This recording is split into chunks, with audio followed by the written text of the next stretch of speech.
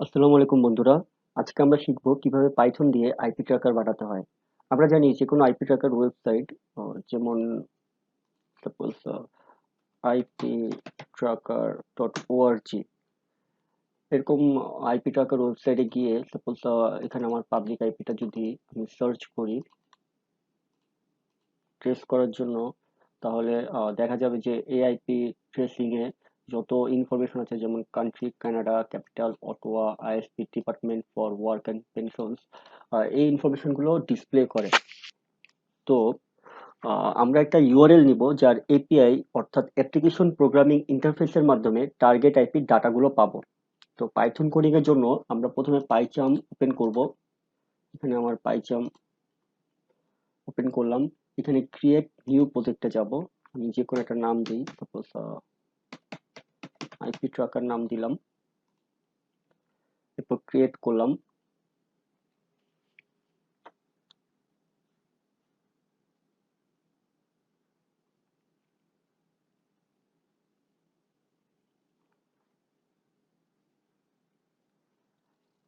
এখানে আমরা একটা ইউআরএল ব্যবহার করব, অর্থাৎ সেই ইউআরএল এর এপিআই এর মাধ্যমে আমরা আমাদের টার্গেট আইপি ডাটাগুলো কালেক্ট করব।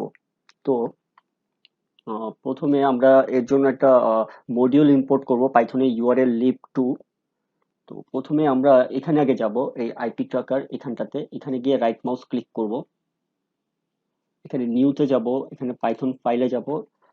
পাইথন ফাইলে গিয়ে এখানে একটা নাম দিই, আইপি ট্র্যাকার। এটা পাইথন ফাইল আকারে থাকবে, ইন্টারপ্রেস করে দেব। তো প্রথমে আমরা ইম্পোর্ট করি ইউআরএল lib2। যেহেতু আমরা একটা ইউআরএল ব্যবহার করব, তাই আমাদের ইউআরএল lib2 মডিউলটা প্রয়োজন। এখন আমরা যে ইউআরএলটা এখানে ব্যবহার করব, অর্থাৎ যে ইউআরএল এর এপিআইটা ব্যবহার করব, সেই ইউআরএল চলে যাই, সেটা হচ্ছে ip-api.com।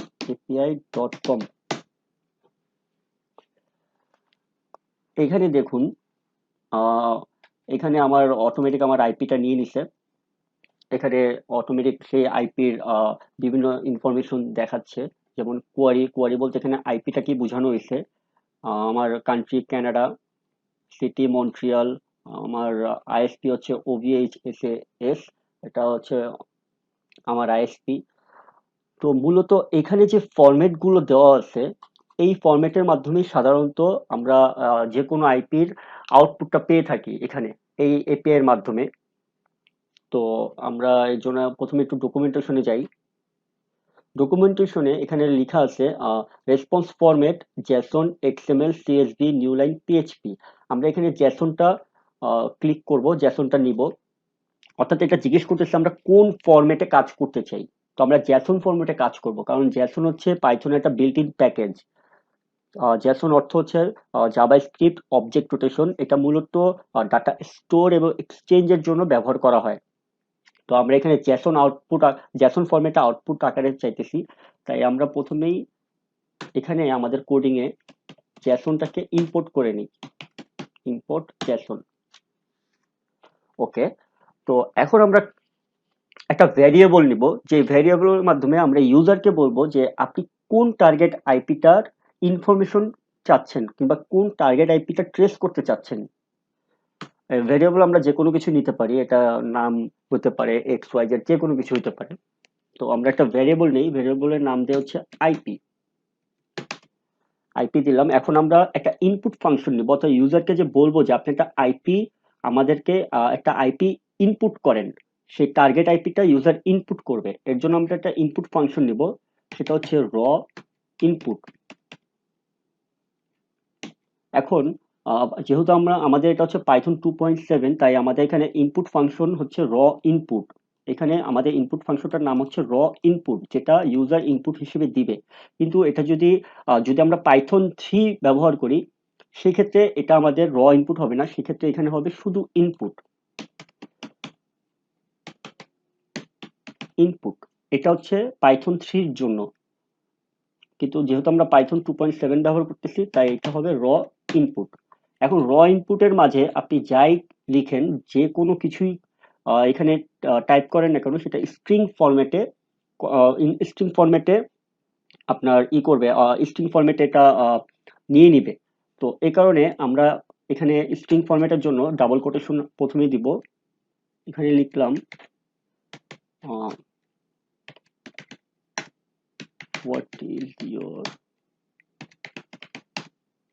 Target IP. অর্থাৎ এটা আমরা ইউজারকে জিজ্ঞেস করতেছি যে আপনার টার্গেট আইপিটা কি। ইউজার এখানে তার টার্গেট আইপিটা দিবে ইনপুটে।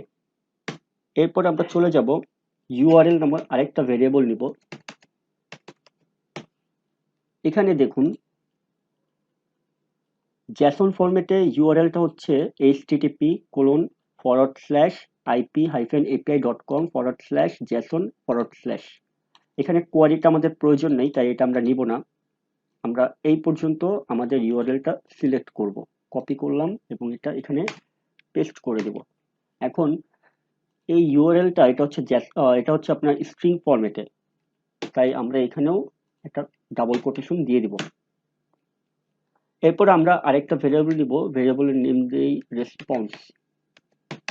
এখানে লিখব URL lib2 dot URL open URL plus IP. আচ্ছা, এই লাইনটার মানে হচ্ছে যে ইউআরএল lib2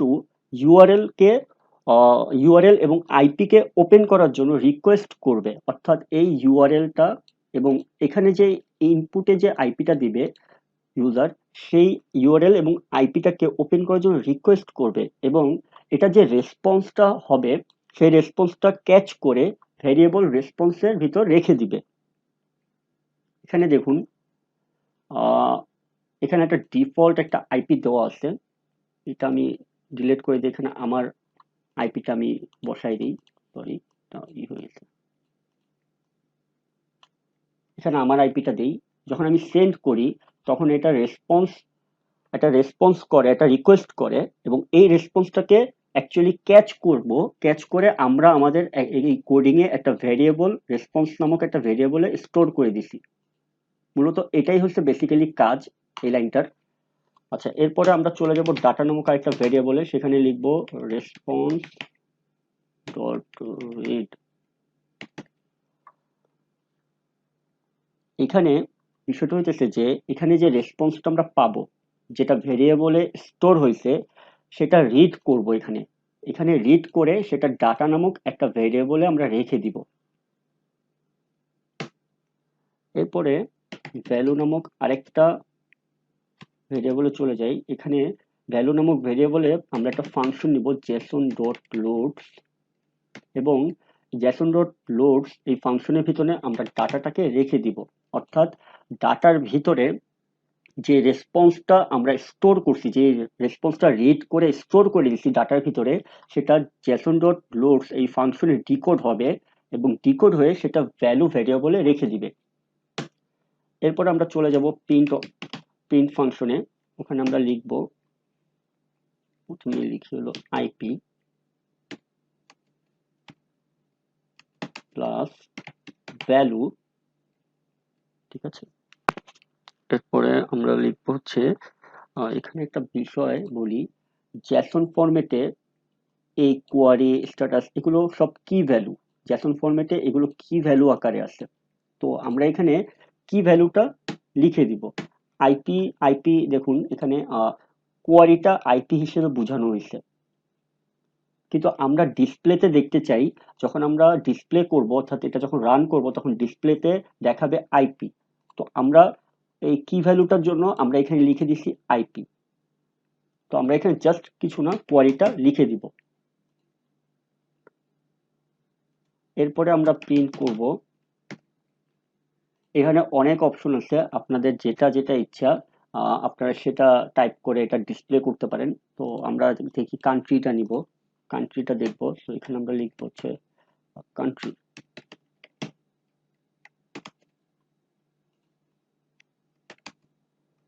প্লাস ভ্যালু। কান্ট্রির জন্য কি ভ্যালু হচ্ছে কান্ট্রি। এরপর আমরা প্রিন্ট করব সিটি।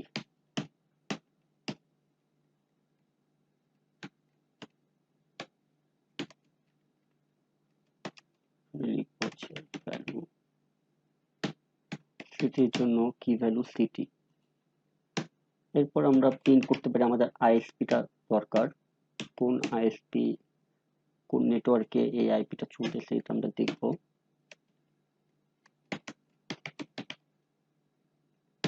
ভ্যালু এখানে দিয়ে দেবো আইএসপি, আইএসপির জন্য আইএসপি। ওকে, তো আমাদের কোডিং লেখা শেষ। এখন আমরা এটা রান করব। আমরা এখানে যাব, এখানে গিয়ে রাইট মাউস ক্লিক করব এবং রান প্রেস করব। ওকে, এখানে চাচ্ছে আমাদের what is your target IP, অর্থাৎ ইউজারের কাছ থেকে একটা টার্গেট আইপি চাইতেছে।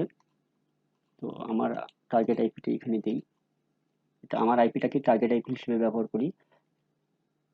এন্টার প্রেস করে দিলাম। প্রেস করা মাত্রই এখানে দেখাচ্ছে IP, country Canada, city Montreal, ISP OVH SAS, অর্থাৎ এখানে যা আছে হুবহু সেটাই আমরা আমাদের পাইথন প্রোগ্রামিং এ নিয়ে আসলাম। এখন আমরা চাইলে এটাকে একটা হোয়াইল লুপের ভিতর ইন্টার করাইতে পারি। এখানে আমরা একটা হোয়াইল, কারণ এটা আমরা যদি মনে করি যে এটা কন্টিনিউয়াসলি চলতেই থাকবে, অর্থাৎ আমরা এই আইপিটার পর যদি আরেকটা আইপি সার্চ করতে চাই, ট্রেস করতে চাই, সেক্ষেত্রে দেখা যাচ্ছে আমাদের প্রোগ্রাম এখানে ফিনিশ হয়ে গেছে, অর্থাৎ এটা এক্সিট হয়ে গেছে। তো এখানে আমাদের আবার রান করাইতে হবে। কিন্তু আমরা যখন হোয়াইল লুপের ভিতর এটা দিয়ে দিব, তখন এটা ফরএভার চলতেই থাকবে যতক্ষণ পর্যন্ত না কোনো ব্রেক হইতেছে, ততক্ষণ পর্যন্ত এটা চলতেই থাকবে।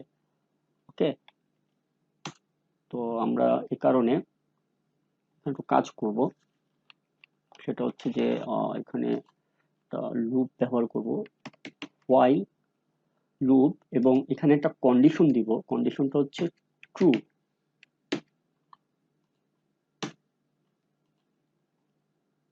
ওকে, তো আমরা এখানে একটা কন্ডিশন দিয়ে দিলাম যে ট্রু, অর্থাৎ যতক্ষণ এটা ট্রু থাকবে ততক্ষণ হোয়াইল লুপ চলতেই থাকবে এবং এটা একটা ফরএভার লুপ।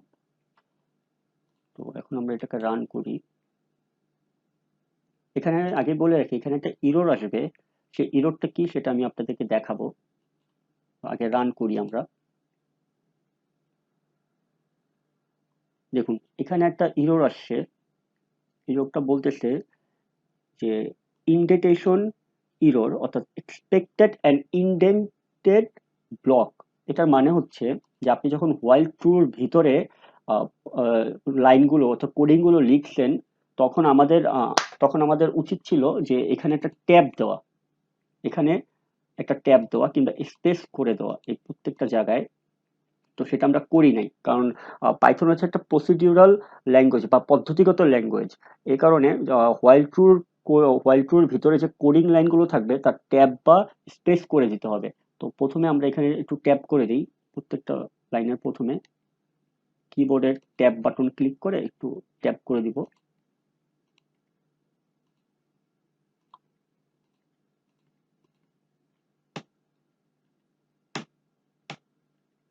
ট্যাব করে দিলাম। ওকে, এখন আমরা এটাকে রান করি। এটা এখন চাচ্ছে আমাদের টার্গেট আইপি, আমার আইপিটা দিই, দেখুন। ওকে, দেখুন এখানে আমি আমার আইপিটা টার্গেট আইপি হিসেবে দিয়েছি। আমার আইপির ট্রেসের জন্য ইনফরমেশনগুলো চলে আসে এবং এটা এটা কিন্তু এবার এক্সিট হয়নি, এটা কিন্তু আবার প্রথমে চলে গেছে। অর্থাৎ আপনি একটা টার্গেট আইপি দিচ্ছেন, সে টার্গেট আইপির এগেনস্টে যেই ইনফরমেশনগুলো ডিসপ্লে করা দরকার সেগুলো ডিসপ্লে করছে, করার পর সেটা আবার প্রথমে চলে গেছে। প্রথমে গিয়ে সে আবার জিজ্ঞেস করতেছে যে আরেকটা টার্গেট আইপি দেন। অর্থাৎ এখন যদি আমরা মনে করি যে আমরা আরেকটা আইপি দিব, আমরা আরেকটা আইপি দিতে পারি এবং এটা কন্টিনিউয়াসলি চলতেই থাকবে যতক্ষণ পর্যন্ত এটা ব্রেক হবে। তো যদি কখনো মনে করি যে আমাদের এই লুপটা ব্রেক হওয়া প্রয়োজন, সেক্ষেত্রে আমাদের একটা ব্রেক স্টেটমেন্ট দিতে হবে। তো এখানে জাস্ট আমরা লিখে দিব ব্রেক। ঠিক আছে, এখানে আমরা লিখে দিব, প্রথমে এই প্রসেসটাকে ফিনিশ করে দিলাম, নাহলে এটা কাজ করবে না। তো এখানে আমরা জাস্ট লিখে দিলাম ব্রেক। এখন আমরা রান করি এটাকে,